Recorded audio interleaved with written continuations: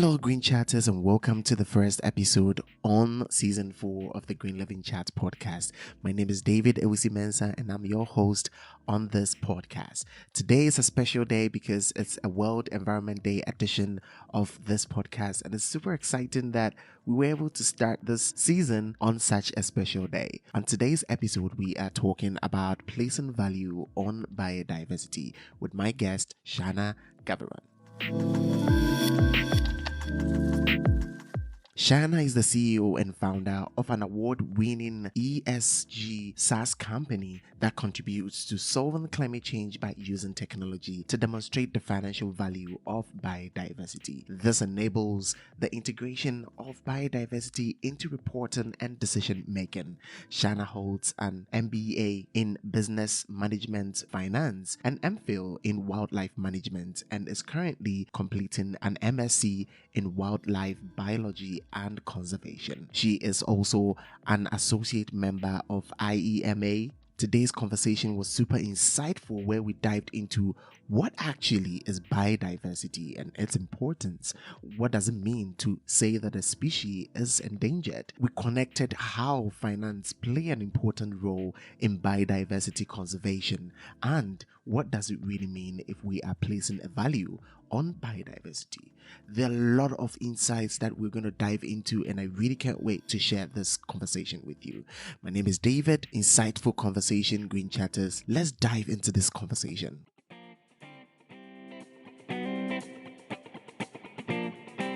This is the Green Living Chat podcast. Here, we define sustainability, educate, and discuss feasible solutions to achieve a regenerative ecosystem. In a world where sustainability has become a cliche and misused in practice, we bring you inspiring stories from the industry, research and development, and all stakeholders in between. And together, we can promote the sustainability agenda across the globe. This podcast is proudly produced and sponsored by our team at Eco Amit Solutions in Ghana. We come your way with new episodes this and every Sunday at 6 p.m. GMT.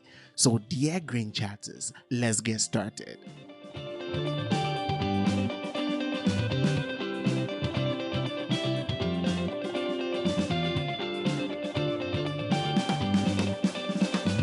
Hello, Shana. Thank you so much for joining me today on the Green Living Chat. And I'm super happy that we can have you today to have exciting conversations about what you're doing with your company.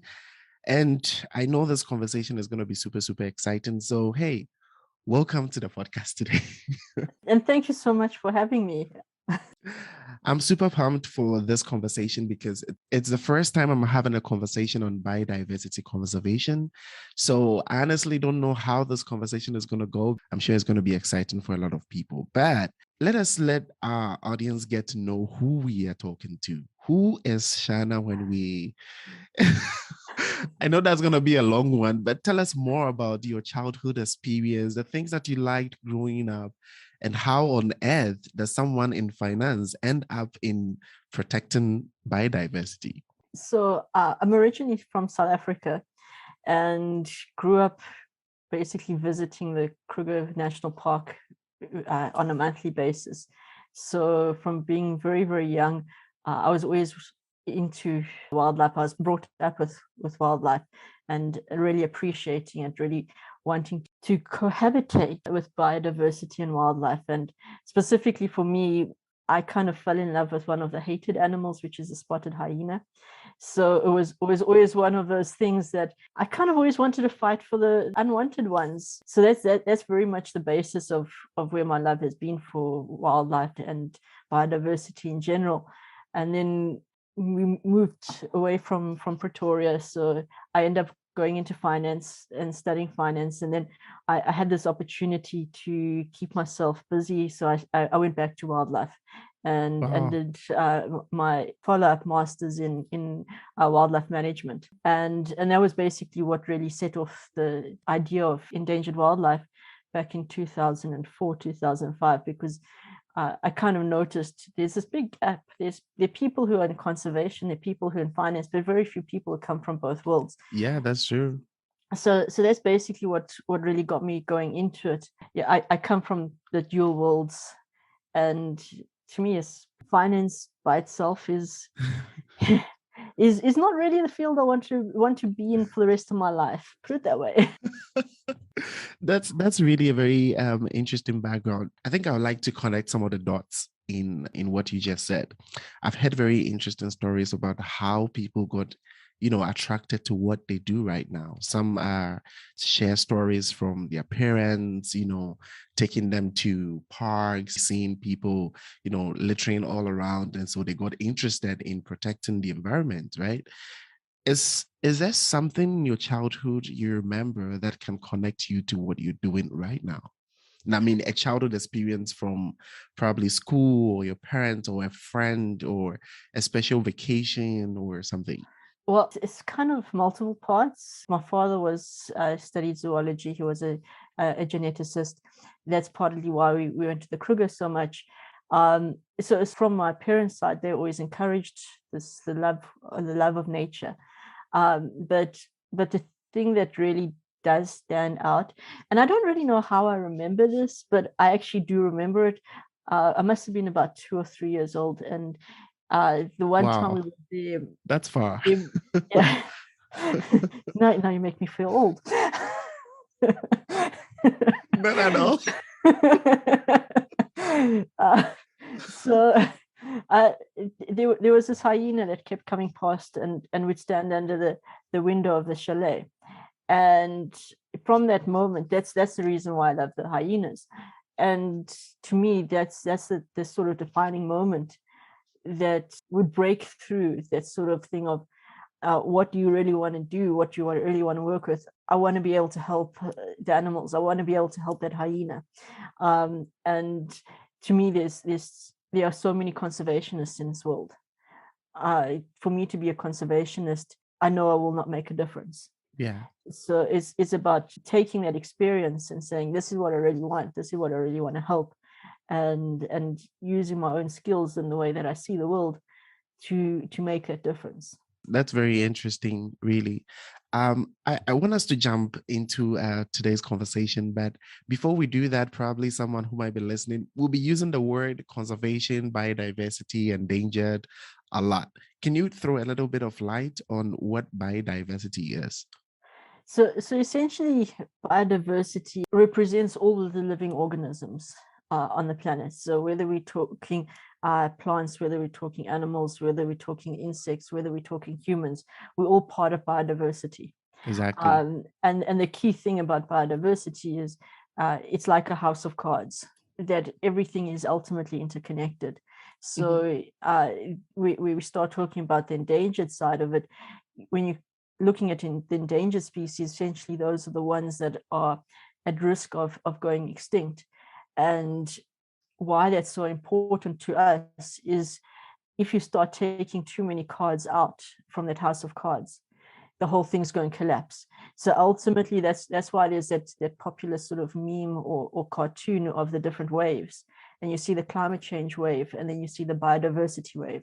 And the biodiversity wave is that much larger than the climate change, because without the biodiversity, the impact of climate change is that much greater. And it starts affecting our food security, it starts affecting our resources, it affects everything about our own survival. Based on what you were saying, there is something that's been happening for a very long time now.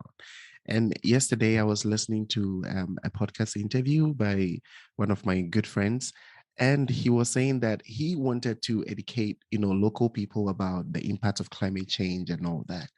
But he got to realize that he actually didn't know what is happening in the local communities. So he decided to rather get educated by them. So he asked them, what are some of the changes that you've been seeing in the community and all that? And they started telling them that, okay, yeah, we've seen that this is not coming again. They are mostly fishermen.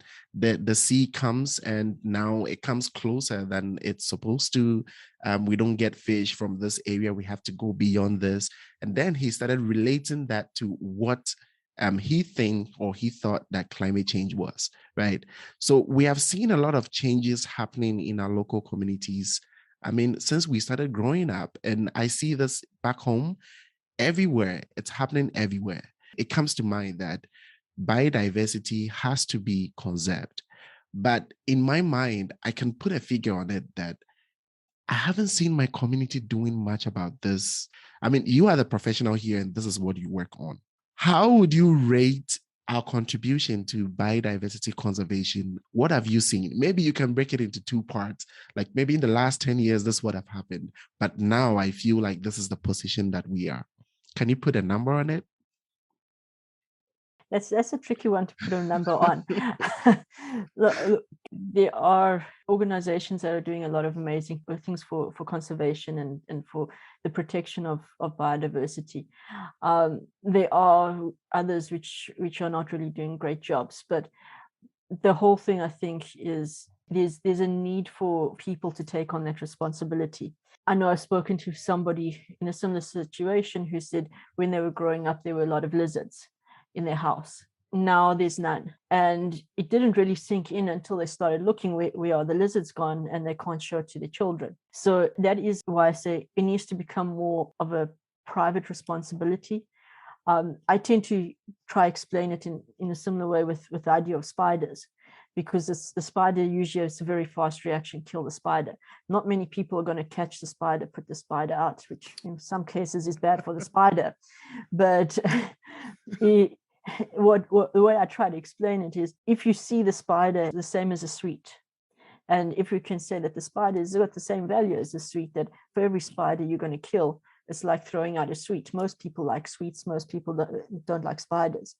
And eventually you're going to get to the point that there'll be no more spiders to kill, purely because you keep killing spiders. And it's like just throwing away all your sweets without eating them. And ultimately, what's going to be the impact of that is you'll end up having more flies, you'll have more mosquitoes, depending where you are, that will lead to the spread of diseases. And then all of a sudden, that sort of feeling would be, well, I've now killed all the spiders, now I have a health bill cost. Instead of taking a moment to think, what is actually going to be the cost of killing that spider? You don't need to kill that spider. I know after telling the story and explaining the story, I've stopped killing the spiders myself, unless they actually come and attack me. So I try not to kill the spiders. But essentially, it's a thought of, if you just start randomly, oh, I don't like a spider, let's kill it, or I don't like this worm, let's kill it, or let's put out some pesticides to get rid of all the little beetles that are around, you're going to get to a point that suddenly you realize, but there's nothing left. And that's where the failure comes in, is you've got the conservationists working there, protecting certain species or protecting certain areas, but the conservation fails when it comes to a person's own home. And I think that's what's so critical, because it's those small things, the small species, the small insects, the small worms, the nematodes that you don't really think about, that you just take for granted, that aren't actually being looked after. And because it's in your private garden, you can't have a conservationist come in and come protect them. Yeah. And I think that's the big failure of conservation, is essentially that education, to try to make people aware of the fact that, listen, you've actually got to do your own bit to protect these species, because you take away the worms, you kill off all the worms, you kill off all the spiders, you kill off all the insects. What are their birds going to eat? The birds might then start eating the fruit. You don't like that, you spray poison on the fruit, there go the birds. What's the next effect after the birds are removed? And that's just that simple knock-on effect, which is fine. You see it on a small scale because it's only your garden. But if everyone's doing that, it's going to ultimately destroy the entire population. You're raising really important and very interesting points. And I was watching a documentary by Netflix called Explain. And this documentary was published, I think, in 2019. I mean, I think it was before COVID. So it was trying to explain how the next pandemic could be. And they were saying that how do viruses and bacteria come into the human community, right? And they gave a very good example of people are now exploring new lands, which are the indigenous, habitats for these organisms, right? And whilst we get there, we do not have food in those, remote areas. So they start, killing the animals that are in there for food. And then they start blending, of course, their bacteria and all that coming into the human environment and, all that. And that promotes, these kind of pandemics and virus infection and all that. And whilst you were talking, it was making me think a lot about how, we have failed as humans. Of course, I mean, people are doing their best, but how our footprint has actually brought a lot of animals into extinct, or we do not see them anymore. I don't know if you have any thoughts on this particular thing. And I know you avoided placing a value on it. I'll get back to it later. But what are your thoughts on the human footprint in, you mentioned it earlier about, some of the things that we do, and like as little as the things that we do at home. And if everyone is replicating that, that's a very huge impact.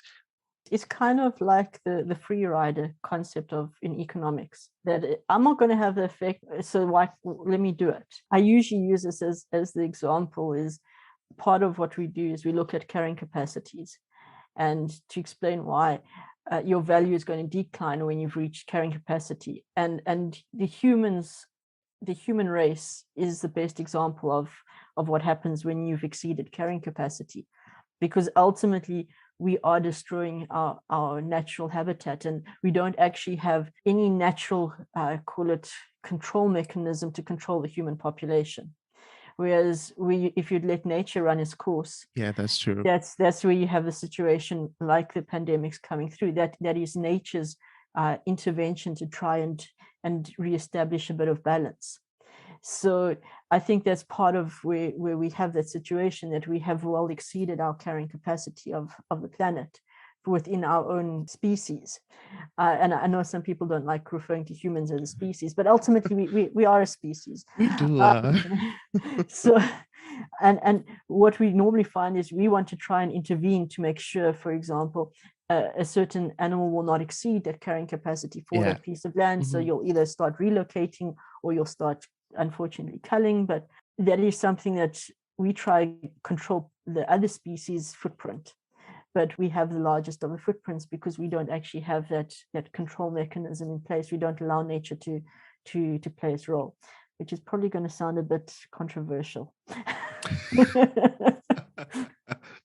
Already looking at the topic we are tackling, I know that they are coming for us. But as an environmental educator, I'm very aware of human activities, and I know the things that we prioritize, right? You are from the finance background, and I know you are very used to the economic developments, the economic standard, and all that.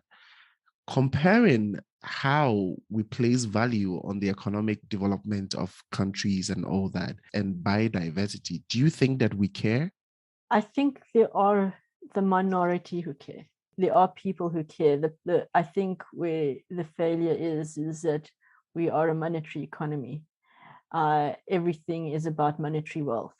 That's what I'm starting to see changing. People are starting to accept that it can't only be about monetary wealth. The way I see it is, if we do not have biodiversity, a lot of our wealth disappears. That's true. Considering you think about the food industry that's dependent on our biodiversity, our resources that's dependent on our biodiversity.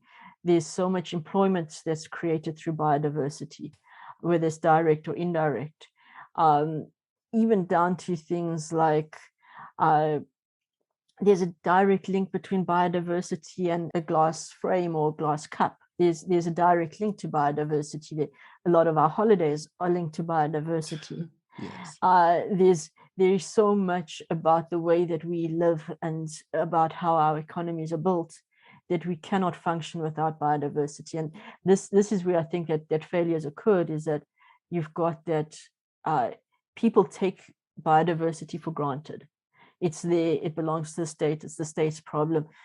We shouldn't worry about it, let the state worry about it. But I think people are starting to realize, as we start seeing the emergence of the sixth mass extinction and the impacts that is having, people, I think, are starting to care and think, okay, well, maybe I should take this into consideration. But how do we take it into consideration when we've never had to do it before? And I think that's where we're starting to see the shift, finally, of people saying, well, maybe we should start looking at this from the accounts. Maybe we should start having governmental natural asset accounts. But again, how are we going to then define those natural assets? How are we going to value those assets? How are we going to compare? And I think this is also why you're starting to get the ecocide movement coming in. Yeah. For me, though, the challenge is how you actually present this, because I think you've got the difference between the activist and the advocate. And there is a lot of activism that goes out there. And the activism is in ways, it is kind of shooting itself in the foot because it's seen as being activism. Whereas you have the advocates who are saying, this is how it should be scientifically done, and we can justify why it's being done. And there's a grounding as to this is how we need to do it, rather than put animals or put biodiversity on a pedestal and do not touch it, because we cannot actually function by putting biodiversity on an untouchable pedestal. This is getting me thinking a lot. But anyway, we're going to get back into this finance and its role. I really like how you put this whole thing, but let's tackle this quickly. If you look back home in let's say South Africa, if you were to explain this to a child from your community, that if we say biodiversity or a particular species is getting endangered, what does it really mean? Essentially, it's getting to the point that you might not see it, or maybe not you, but the likelihood is your child or your grandchild will not get to see it in reality. And I think this is what one of the things that scares me is of virtual reality, is people get to experience those animals in virtual reality, but it's not the same thing as actually experiencing it in reality. And that's where the future generations are facing that tragic detriment of not actually being able to experience the endangered species in reality, because essentially if you're saying they're endangered, it means that they are likely going to disappear, or they're on the verge of disappearing. And whether it's a disappearance now or in 10 years time or in 30 years time, it still will be a loss to humanity to not be able to benefit from them. This is the case where that damage has already been created. Yeah. And I know that science and technology is playing a very important role in, biodiversity conservation. They are taking certain species and certain DNAs and other things and trying to, fuse them here and there to, make something happen. I mean, animals that we cannot see anymore. But earlier you're making, let's say, a point about economics and how we can sort of place more value on biodiversity by thinking that most of the things that economically bring us benefits are sort of related to biodiversity. But can you highlight specifically what the role of, finance is in conservation of biodiversity? The thing that I noticed back in 2004, 2005 was there was no real way to get finance to conservation. There were only a limited number of options that were available. And I think the industry has progressed significantly with the developments of the specific bonds and the developments of specific instruments. But this is where the finance industry plays such an important role, in that, firstly, who are they giving loans to?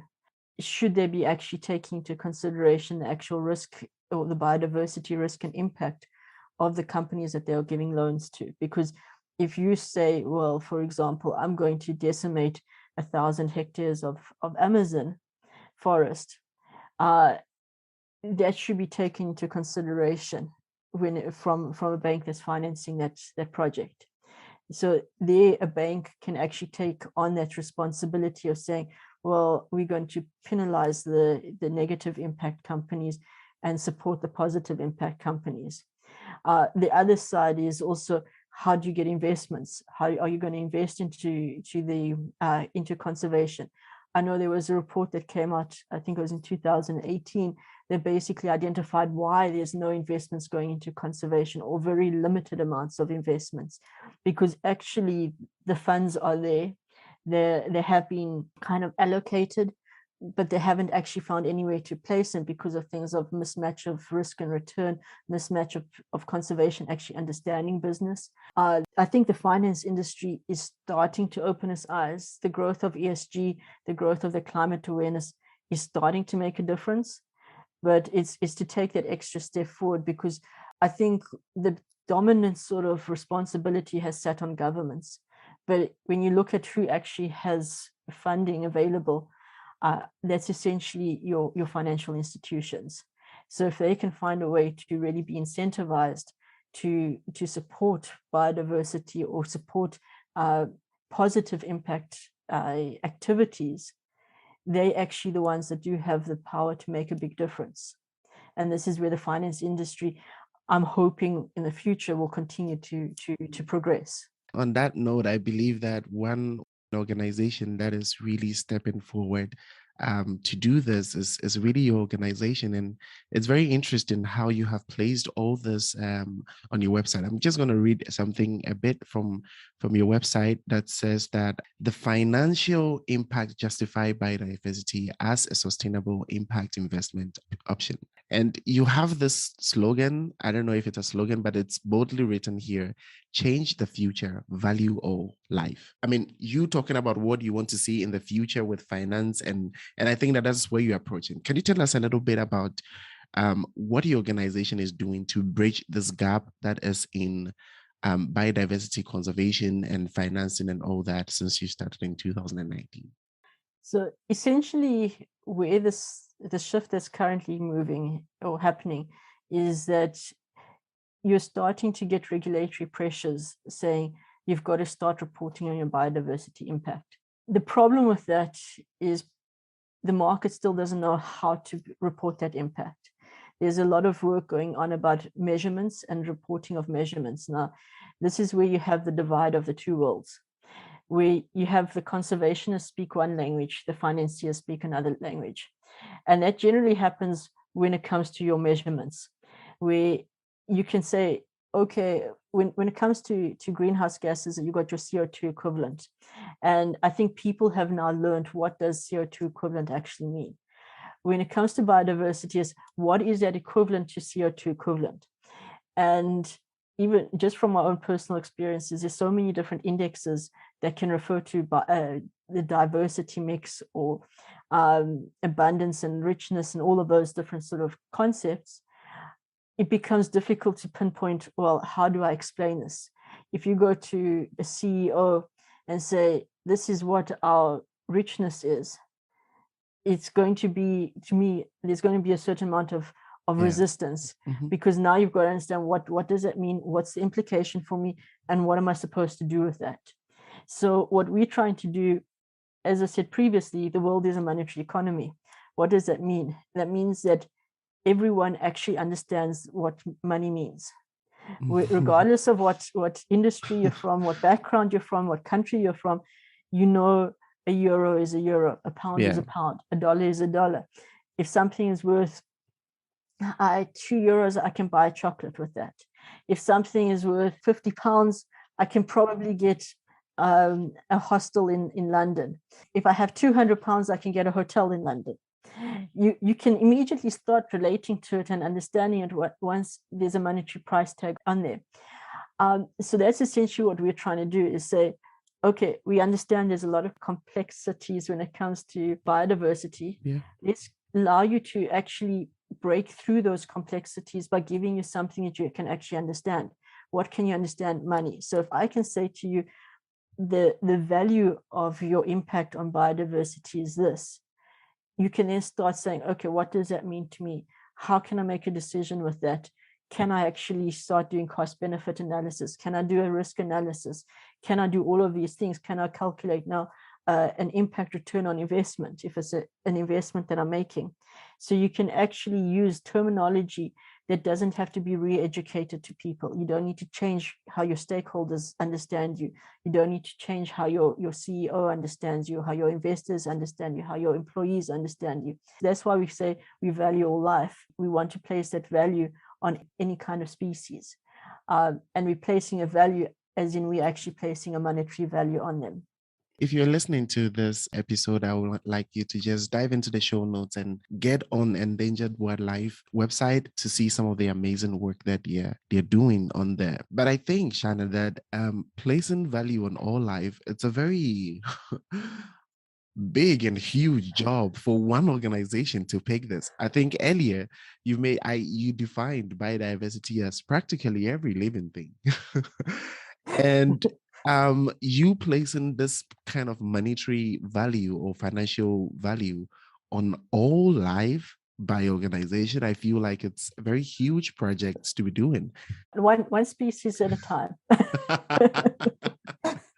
Could you tell us about the approach that you guys put in place? Because on your website, there is something about valuation, investment, conservation. I mean, you have sort of a certain approach towards this. Initially, the concept was to develop a financial instrument that is actually an institutional asset class financial instrument centered specifically for biodiversity.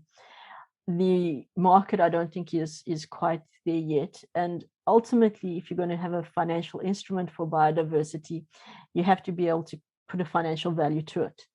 So that is why we decide to start with working on how do you put a financial value onto a species or a group of species, so that you can actually start to have an underlying value as that benchmark for any sort of investment. So what EW does, we have different parts to us which are going to be rolled out in different stages. So our initial focus is firstly to do the biodiversity valuator, which allows us to calculate a financial value of biodiversity with the intention to actually build this into a software that, for example, you yourself would be able to use without any need for that expert knowledge to calculate what is your impact on your local biodiversity. That then fed to this thing of what we call our environmental footprint calculator, which essentially allows you to do sort of a self-assessment of, am I being good or am I being bad towards the environment? It's not for us to judge how good you are, but it's there to help you actually see, what can I do to improve my footprint? Can I switch from fossil fuels to renewable energies, and see, would that improve my footprint? By switching off the lights, would that improve my footprint? So that was sort of the natural progression from the valuator to the environmental footprint calculators. And in this whole process, we started saying, well, how can we help immediately? And the one step was to work with the NGOs, to help an NGO to actually begin to understand the value of their own work. So if they want to go get funding, or if they want more governmental support, or if they want more community support, that they can actually say, this is the species we're working with, this is the reason why we're working with it, and this is why it's so important to you as a stakeholder to help us protect that species. And then the final sort of step through there was what we call the conservation portfolio, is where we're aiming towards of actually being able to develop our own conservation projects that ultimately integrate everything, which integrates the value of the biodiversity, which integrates the community. It integrates each aspect so that people can actually understand this is what we should be doing. We have the business model to do it. And it's one of our future plans as the next stage of actually implementing the business model as a new case for conservation. I told you, it sounds like a lot of, it really sounds like a lot of work. But since you made mention about, some of the people that you've been working with, I really want to know how people are relating to these tools that you're putting out there. How has the response been can people really understand? Because of course, as you mentioned, placing monetary value on something, of course, everyone can really understand it. But are people really relating to this? How has the response really been? It's been positive and it's been mixed. If I In can the put it first down, place, the opposite of positive is negative. well, it's not negative. It's not been a negative response. It's positive and mixed responses. I bet that's the first time you've had that answer. Yes, positive and mixed. Why I say the mixed side is the one part that needs the education is the ethics behind putting a value on a species, because we are speaking previously of the activist versus the advocate. EW is an advocate. We're trying to get people to work with nature and work with the environment, instead of saying keep the environment separate. There is the idea of being able to ethically put a value on a species. We have had situations where people have said, "Oh, this is not ethical to do." My simple response to that is, we value people every day. And it comes back to the whole thing. People are a species. If we can value a person, we should be able to value another species ethically. So on that grounds, you think about it, when you go for a loan, you get valued. When you go for a job, you get valued. You get valued differently whether you come from an Ivy League university or not. Everything that you do throughout your life, you're being valued. And even down to your medical insurance, your car insurance, all of those are forms of valuation. So that's usually the mixed part, is people's reactions from the ethical or philosophical perspective. From the objective and advocate perspective, we've actually had quite positive responses. The main thing is usually, how do we do it? How have we actually managed to pull it off? And for us, it's a sort of thing that our team is very multidisciplinary. So we haven't come in from one particular angle and perspective and viewpoint. We've brought in multiple perspectives into seeing, well, what can we actually do? What can be brought together to form a justifiable, reliable, and robust number? So once we get people to actually understand the fact that it is a possible thing to do, it's not an impossible thing, then the response becomes a lot more favorable. I can proudly say we've had some very good kind of testimonials coming through from people we have worked with. I want to do a quick follow-up on that, because you're mentioning about the positive and the mixed response. I really want to know, so if we find a report from you that this is a specific value you have placed on a specific species, I just want you to throw a little bit of light that how did you go through that process, and how does the value really depict the actual value of the species? I'm just talking about how accurate is this value.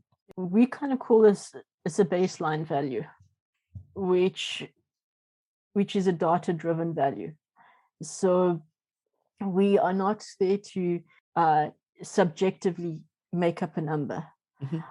Because if you that would be funny. if we were to subjectively make up a number, you'd have, for example, myself, and this is why we actually did a valuation of a spider. I don't like spiders. I'm going to have an immediate bias to that spider.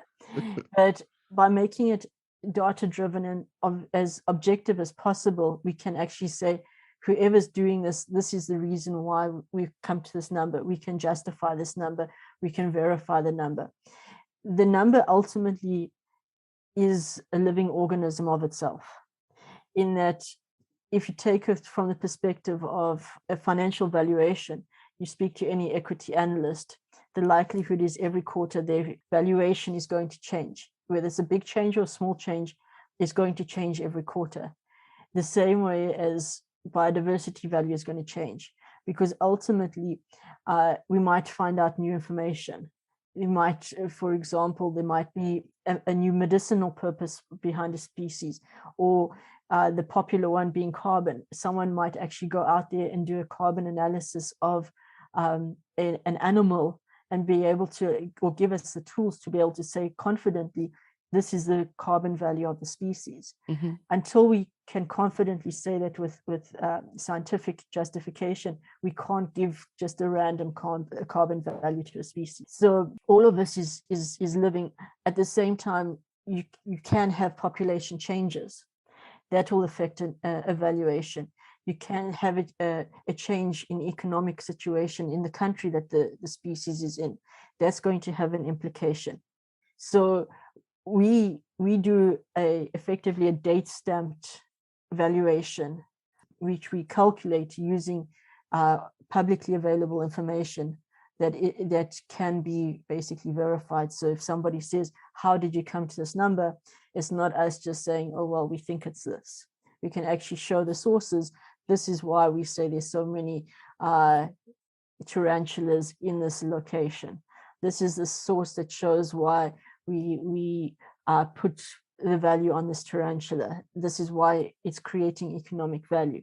This is how it's interacting with all the other species around it. So we try to keep it as data-driven and objective as possible to allow that number to stand up for itself.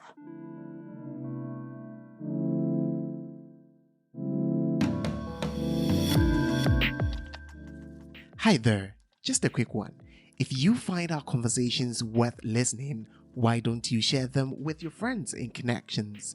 Please help us reach more and new listeners by leaving a review, commenting, or rating us on any platform where you get your podcast. We can't wait to hear your thoughts and ideas, so share them with us via a social media platform or email. Find more details in the show notes. Now let's get back into today's conversation.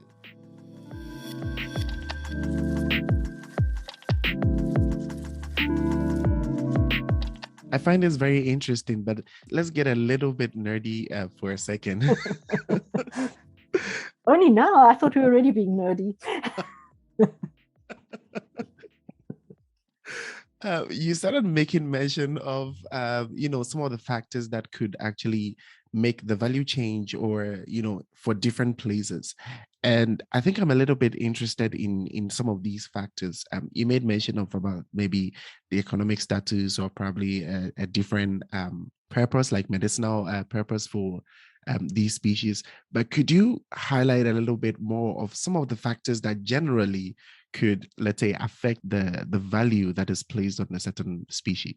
The way we do evaluation, so there's no general thing, because ultimately we've got so many kinds of species, and when we do evaluation, it's specific to a location. There's no one cause for value change because this is such a diverse topic we're talking about. Very. Trying to value. Yeah. So maybe I can explain it through how we do the valuation. Perfect. And where things could change is, so the first thing we do is we look at whether or not there's any scientific justification behind a carbon value, because carbon has become such a mainstream measure. The problem with carbon is it's very limited when you're talking about biodiversity. So, for example, if you're talking about a snake, I doubt anyone's done a carbon study on a snake at the moment. Whereas you talk about seagrass, people have studied seagrass. So carbon is only useful for a certain number of species. We then look at the aesthetic value, which is more of a traditional form of valuation when it comes to biodiversity. So that's something, again, that would be changing over time based on numbers, based on effectively what people or how people are perceiving that species. We then look at up to 28 different economic values. So depending on the species, we've identified up to 28 different economic activities that a species can contribute towards. Really? So, yeah. So that's something, the more common one would be something like tourism. But even within tourism, there are different parts of tourism. There's certain grasses that can be used to make vodka. In Lithuania, there's a particular Lithuanian brand which uses the grass for the vodka production. So there's things like alcoholic beverages. You start talking about your trees, you've got building supplies. So there's a multitude, depending on that species, of different economic activities or economic services that species is providing.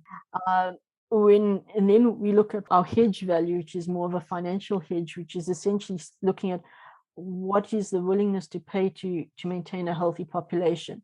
And this is where I'll refer back to the carrying capacity. Is essentially you want to make sure that population is below carrying capacity, because again, as I said, with the humans are the ideal example of the destruction of value when it goes over carrying capacity.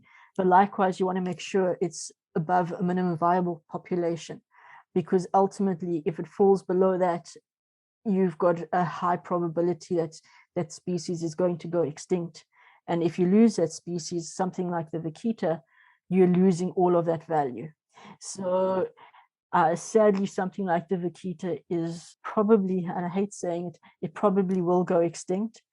And there's been so much funding and support from a governmental and a private and NGO level to try and protect the species. That will basically all disappear because at the day that you lose the vaquita. And actually, the vaquita turns out to be, I think, the most valuable species that we have valued because of the huge effort that's gone into trying to save it. And those values come together to form what we call the species existence value, which is essentially like the present value of that species. And then what we do on top of that, which also can change as populations change, we look at if you were to actually intervene or support or manage a population for the next 30 years, what is that population going to look like? And what is that added value that you're creating through that impact? And that's what we call the impact value. And then we put those together to get the total value or the total conservation value. So through that chain, you effectively, the first part, you're effectively looking at the value of the biodiversity to society and the economy. And the impact value part is effectively looking at the environmental value that's being created. Wow. I need to submit an application for internship. I don't know. I find this very interesting. I don't know if we are really communicating to our listeners, but the things that you really consider in this evaluation in order to place value on a specific species. We're going to dive into some of your success stories. You can briefly let us know some of the species that you have worked on, and I know there's going to be a very long list because you guys are just, but I quickly want to highlight some of the stakeholders that you have been working with. I want to know how you work with people, especially even indigenous people, because I think that for certain species that you might probably want to study, you need to probably work with, these indigenous people. They have very good understanding. Recently, we have seen oil spills in the Amazons, and they made this report, and one indigenous person was talking about the changes that he has seen and how they are advocating, or how they are just telling people that we don't want these kind of projects in our area because it's changing out the way we are living. It's killing the animals, we are breaking this and that. But how do you involve these local people in your evaluation? So usually we've been working through an intermediary. Okay. So normally what happens is we approach or get approached by somebody who says, this is what we want. We want evaluation of the species. Quite often we're actually noticing is for the underlying purpose of working with a community. So for us, what we've tried to encourage is if it is related to a community, that we get as much involvement as possible, because ultimately they have the knowledge. So for us, it is a great thing if we are able to work with the community so that we can express it across, but it's not normally us working directly with the community. It would be working through our client who's then working with the community. We've basically been working up to now predominantly with NGOs, essentially because the NGOs tend to have the data that's required. Also, the NGOs have provided a very good basis to actually test the robustness because they are specialists in the fields. So we've been able to get a lot of feedback on the methodology that we're using. But we are already starting to talk to private entities. We're speaking to public-private partnerships. We've been approached from governmental bodies also. So we've kind of covered quite a wide scope of stakeholders. Ultimately, everyone is interacting with biodiversity and everyone has that vested interest. So as people become more and more aware of us, we're starting to have that ability to communicate with all different types of stakeholders. It sounds really exciting, and really I want to say thank you for investing your life into this. And I think it's really exciting, and I don't know if all these species could talk. They'll be sending you postcards from the forest and the sea and all that. Well, it's one of those tricky things though. I've been asked, well, what is our impact? And I'm like, we don't have a direct impact. Our impact is the impact of the people we work with. So we can't say that we personally are saving a certain animal, or we are creating this value through it. But it's our impact is that indirect impact that comes through the fact we are helping somebody else have a positive impact. So in a way, it's a kind of a strange case. Yeah, I think that's a little bit difficult to handle it. But for me, honestly, I feel like it's a huge impact. And for sure, anyone listening who thinks that you have, in one way or the other, encountered this experience or probably used their data for anything, just send them an email, let them know how good they are doing, just to encourage them to cover more species. So now let's dive into the fun part of it. Let's know some of the success stories. Tell us about some of the things that you have done so far, and of course, it's related to the impacts that you have made. I think one of our greatest successes is proving people wrong. In that, I like how you put it. no, it's essentially why I say that is people have said it's not possible to do it. It's not possible to put a value on a species. It's not possible to scale up a valuation process. And that is the greatest success for us, is the fact that we can actually do it. When we started, it was very much, are we out of our minds? Can we actually do it? But then we did our first valuation, which was of a cheetah, and it was like, wow, we actually did it. Then we did a second valuation, which was the killer whale, which was supposedly more difficult because it's marine life, and we're like, actually, we can do this. And then we kind of extended it, and now we actually over 120 species in 8 taxonomic groups. So we've done birds, mammals, reptiles, plants, amphibians, insects, Oh goodness, spiders, and fish. wow. So for us, that is the greatest achievement, is actually to say it is possible. We can actually do this. We have actually done it. And I think that's something that's, whenever I speak to people, the reaction is, we didn't think that this is possible. And that's why I said very, very plainly, the greatest success is proving that it can be done. And proving that, one of the questions I often hear is, why you? And it's sort of the thing that we can show it can come from anyone. You don't need to be within a certain predefined box or sort of status to be able to do something. That's the thing. That's why, to me, it's all about being able to say it actually can be done. So Wow. we've kind of taken that initiative, that leap of faith, and said, this is what we want to achieve. Can we achieve it? Find a way to achieve it. There has to be a way. We build so many things with technology. There has to be a way to do this. Definitely has to. And so that's where I see our greatest success being, is that we actually have been able to produce a tool that people can use. There are many steps still to improve on it, and effectively be able to get to the point that we can offer it as a software. But that'll be the ultimate achievement. But along the way, yeah, I think one of our best experiences has been with the one NGO we work with. That was a very satisfactory thing to finish their evaluation. And the fact that this year we've started to get our clients in, and to me, that was, I would say, one of our greatest successes, of actually proving that what we are doing, there is a demand for it, there is a need for it. I'm really learning a lot of things that I really didn't know. But let's put this out there and make this clear. How do we get access to this data and information that you are doing from your evaluation?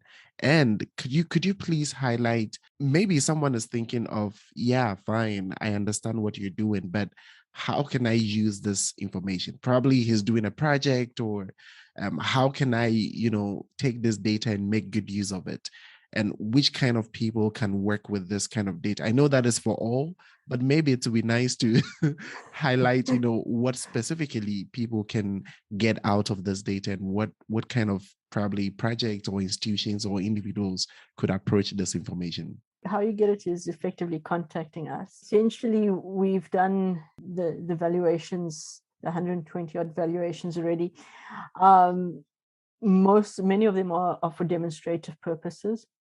But if, for example, you have a particular species or particular area, it would be to contact us, and then we work out how to do that valuation on your behalf.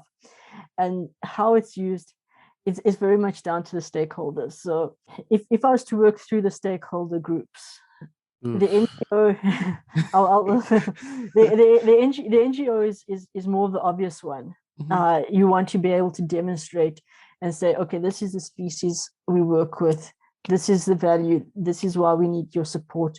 If they're applying for grants, to help them motivate why they should get the grant compared to somebody else, to really emphasize that impact that they're creating. Then you go up to the point of your corporates. Now, with the start of the changes in reporting requirements, mm-hmm. and that ESG aspect, it's a way to allow a company to have a new way of reporting on sustainability. So instead of just having that metric or getting a ranking, it allows them to really quantify that value. So when they report, they can quantify that the value of the impact they're having. Likewise, by having that value, it's not necessarily a cash income for them. It's that impact. So it's the income for or the economics for society, economy, and environment. So they can start saying, well, if this is the positive impact I'm having or the positive value I'm creating, it can be incorporated into a cost-benefit analysis. Yeah. It can be part of that decision-making process. So it gives a tool so you can say, okay, there's a tree over there that has a nest in it. Should I cut down that tree or should I keep that tree? What is the cost of cutting that tree down? What is the benefit of keeping that tree so that the nest can stay? Well, you have the value of the tree and you have the value of the nest. So it allows you it gives a tool to actually make that typical project finance decision. Then you take it to the next level of the investor who's actually been saying, well, do I want to invest in this company? Especially if they're impact or ESG driven, to be able to say, well, okay, if I'm going to invest in, how do I assess two companies besides having a score? How do I assess them? With this way, you can actually do a biodiversity impact return on investment. So you can actually start to compare pears and oranges. It's very difficult to do with just a score. The benefit is for the investor to actually understand what is their impact. And then you get to the governmental level of what's actually my natural asset accounts, what should be protected, what should be, don't want to say what shouldn't be protected. It's a way to actually maybe to do permits, if mm-hmm. there's a new permit, or potentially tax implications. So that's the governmental level. You then have the consumer level, or the private individual from the consumer mm-hmm. level, to actually understand what is the impact of the product you're purchasing. Whether there's pesticides, how's it impacting the butterflies? Mm-hmm. What is the value of the butterflies being impacted by pesticides? To the point of actually the private individual, which is more a future goal with when we got the software of being able to say, I have a garden. How much is my garden worth if I make it a native species garden compared to an invasive species garden? I can now go and tell people on social media, this is my value, this is the impact I'm having. What about you? That comes all the way back to what we started with about the personal conservation, of being able to say, this is the positive impact I'm having. Can you compete with me? Can you do better than me? And then all of a sudden it's like, okay, if I'm supposed to do better, I shouldn't spray pesticides, because then I'm losing all my insects. I lose my insects, I lose my birds, I lose the birds of prey. And that just kind of flows through. So that's the sort of levels of different uses of how you can actually use this number. Very interesting. I have a thought, and I'm thinking of a great application in life cycle assessment, in environmental impact assessment. And companies normally are allowed to take experts to do this kind of analysis. And supposing that we are placing a certain value on a certain species, that a company probably want to clear land and just build a filling station, or I don't know, a school or a hospital or anything. Don't you think that if we place a certain value on a certain species, it's kind of going to undermine biodiversity conservation when a consultant or maybe an institution feels like the value that we are losing is not that much than the benefits we're going to get? The way I see it is to consider how do you integrate the biodiversity so you get both. So if you're going to build a new hospital, how do you lay those gardens around the hospital? So instead of saying, well, we're just going to cut everything down and put some grass around that hospital, you think about the process. You're going to clear everything away. That's a cost. You've got to lay the lawns. That's a cost. You've got to maintain those lawns. That's a cost. You've got and a carbon footprint to maintain those lawns, because you're probably going to be using fuel lawnmower. So what this is, to basically, the idea is you can use this tool to be able to say, well, okay, whatever happens, I've got to have a hospital. We need a hospital. But instead of clearing all the land, be selective which parts of the land, which would normally just be lawns, can we actually keep natural land, so that you're not displacing all the biodiversity. That's saves you on the costs of clearance. You're saving on the cost of laying artificial lawns. You're saving on the maintenance costs, plus you're saving on your carbon footprint. You're integrating the nature with the hospital. In that way, you might not be preserving the biodiversity, but you're conserving the biodiversity. And that's the key thing, is the difference between the preservation and the conservation. And who knows, maybe it'll help recovery by actually being able to hear the birds and having more of a natural surrounding than a sterile surrounding. But it's that sort of step. Even if you have a factory, how can you keep the outside of the factory natural? It's about integrating biodiversity rather than separating humans from biodiversity. Wow, this has been a very wonderful conversation, and thank you so much for making time for this. You have made this sound so cool. But I know that it comes with its own challenges and, hurdles that you have to, try and overcome all through your operations. What are some of the challenges that you face, and what kind of collaborations do you think that will help you to, solve these challenges? Essentially, the biggest challenge comes down to data, because essentially, as a data-driven process, so without data, you can't run the process. So we are always actively seeking potential partners who'd be able to provide data of different forms. That is, I think, one of the greatest hurdles. The other one is, like I mentioned with carbon, we do know for a fact there is a carbon value to a lot of species, and the scientists just haven't had the opportunity to go out and do that. So for me, the opportunity to find people who are actually doing those studies in carbon would be of huge benefit to us. So those are the sort of things, but it's down to the data essentially again. So we're always looking for alternative data and those partnerships to be able to access and source the data or recommend for new data sources. Most people normally talk about financial challenges, but you never mentioned that. Is it that cool for you? I rather talk about the practical challenges than the financial challenges. That's a different story. Now, how does the future look for Endangered Wildlife? We offer this service basically on a consulting basis, but we are building the software all the time. So we're planning on launching the software with a beta version of it early next year.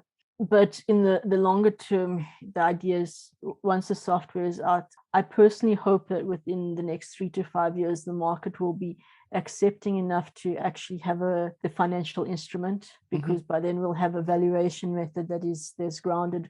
We can actually progress towards that financial instrument, because that is actually where we will have the true impact. And with that would come the conservation projects. I would say that sort of 5-year horizon would be to have the software out, have the projects out, have the instrument out, and we have a few other things lined up to also go out at the same time. You're making me curious with you saying a few things and smiling. Well, you see, I believe that the limits are only as much as the mind places. I had somebody I respect very highly say to me, there's an old Chinese proverb about the frogs in the well, and most people are like the frogs in the well who see the sky above them and think that that's the world and that they are confined to that world. And there are the exceptions who realize that although you live in the well, there's more than the sky above you to the world. And that's very much what I believe. The limitations are only as much as what you allow there to be. So if you're interested in any of these projects that we have discussed in all this conversation, just dive into the show notes for links where you can reach Shana and her team. And you can go to www.endangeredwild.life for all these information. And they have a very beautiful website where you can enjoy all the information and get more educated about probably projects that you're going to do. Just check out the value, get educated, get the importance of, protecting wildlife. And also, I'm sure you can get information on what contribution you could also make and how you could collaborate with them. Shana, before I let you go, and thank you so much for your time, it's very interesting to get your pick on this. What does sustainability mean to you in your own words? How have you experienced sustainability and what are you doing towards that? I think out of all the questions, that's probably the most difficult one. For me, sustainability is ensuring the future. Sustainability is about finding a future that is not to the detriment of anyone or anything, and is one that we can all be proud of, and one that allows us to remain connected to our roots. And by roots, I actually mean our connection to nature, because we all come from nature. And I think that is what sustainability is about, finding that balance. Nature has a natural balance, and that is what, to me, sustainability is. And we've got to rediscover that balance for ourselves and reconnect to nature. And I think once we've done that, we've actually reached a point of sustainability. Wow, that's really deep. I could reflect on this all day. I think that's a very thoughtful way to explain sustainability. Thank you for saying that. So in this area you find yourself, we have talked about finance, we have talked about biodiversity conservation and all that. If there is one thing that you would like to change about humans' behavior towards biodiversity conservation, what would that thing be? To value all life. And I'm not talking about the monetary value. I'm talking about the deeper emotional value of all life. That's, to me, the key thing is not to be selective, not to be biased and say, oh, this is more valuable than that, because everything is here for a reason. And essentially, we are not here to judge what that reason is. So therefore, I think that's the key, is to value the fact that everything's here for a purpose, and to reach that point of sustainability, we have to accept that and basically support each and every being that's here. I think that every word that has come out from your mouth in this conversation really shows the passion that you have for your work and what you're doing, really. I think we should have more accounts, more channels, more TV programs about biodiversity conservation, because I think that we really do not see the value, because as humans, we feel more superior over all the species. And I mean, we could argue that out though, but during the peak of COVID, and we saw a lot of news channels presenting how biodiversity is feeling so comfortable in the absence of man, right? And it was biodiversity can survive without humans, but humans can't survive without never, biodiversity. we can never. And it's really exciting that, I mean, the animals were just coming back, the rivers were just regenerating themselves, the fishes were just swimming and feeling so cool because we don't have, all these ships and all these noise and other things. I saw a post recently about the noise and how it's impacting, biodiversity in the ocean. It's crazy, something I never The thought about. seahorses in Yes. particular, it's absolutely tragic. The seahorses, yeah, don't get me started on them. Wow. It's just It's crazy. absolutely tragic what's happened to them. I think that we need a full episode to actually talk about some of the things that you got out of these evaluations, because I'm sure that if we tackle species by species, we're gonna see some of the impact. I really wanted us to talk about this, but we've already exhausted a lot of our time. But I would like people to get to your website and really get to experience this for themselves. As we tackle, we will really get to be educated about what are our impact, what are some of the things that we're doing that are affecting different species. And I think when we get to know some of these activities, we will, well, of course, some will change their mind, but some will also be compelled to do something about it. But before we go, I'd like to ask you, I don't know if you have any last words. I think the most important thing is just to encourage people to actually open their eyes and to really just think about what they've experienced and what they want to experience going forward. And I think the experience of COVID, I know, drove a lot of people to spend more time outside and actually reconnect to nature and to actually reflect on that and see what is better to sit behind a phone or computer all day, or to actually spend some time outside with nature and really understand that. And that just comes down to the things of reconnecting to the roots, because we have to embrace that part of ourselves. And I think that's the most important thing. And to actually start acknowledging, just to give very quick examples, the tarantulas, it's worth the same as a holiday. The cheetah is actually worth about the same as a house. So you can actually start to recognize and acknowledge, and the killer whales in particular are worth, as a full pod, is equal to the GDP of the 5th smallest country. So that's just to give an idea, and those are just 3 species in 3 very predefined locations. So you can imagine what the entire world's population of biodiversity really is. And that's the thing that people need to start thinking about, and to start thinking, is a holiday really worth it? If that's actually, if you could save one spider in place of going on a holiday, would you want to do that? Because yeah, the spider is one of the most interesting ones for me, actually. So in terms of the services that it provides, it's quite fascinating. Well, thank you so much for enlightening us, Shana, and your team. Really, kudos to all of them for the good work and the efforts that they are putting into this dedication and time. Yeah, I'm very, very fortunate to have them. Yeah, I really they cannot imagine. they all share my passions, Wow. fortunately.